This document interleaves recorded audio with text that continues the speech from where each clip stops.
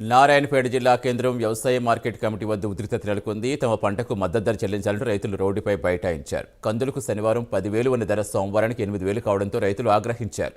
దళారులు, వ్యాపారులు కొమ్మక్కై రైతులు పొట్టగొడుతారని వాపోయారు.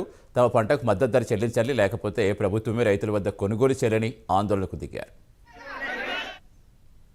వ్యవసాయ మార్కెట్, నేషనల్ అగ్రికల్చర్ మార్కెట్ ఈ నామలో పనిచేస్తుంది.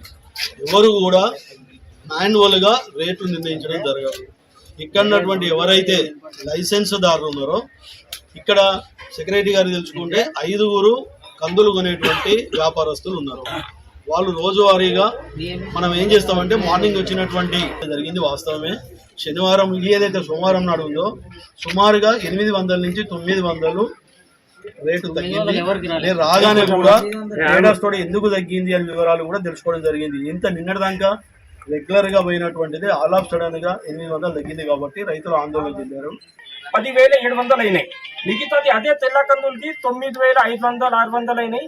అది ఏమవుతుంది, ఒక బిడింగ్ కొట్టుకుంటారు. వేరే మిల్లర్ కి అవసరం తక్కువ ఉంటుంది, ఆ ప్రకారం కొట్టుకుంటారు. హైయెస్ట్ ఎవరు ధరలు కొడతారు వాళ్ళకి డిక్లేరేషన్ అవుతుంది. అంటే ఏమైనా ఆ సైడ్ ఓపెన్ అవుతుంది. ఆ లాట్ నెంబర్ చూసుకుంటారు. ఈ తెల్ల కందులు ఆయన అక్కడ నుండి రేట్ కొట్టేస్తారు.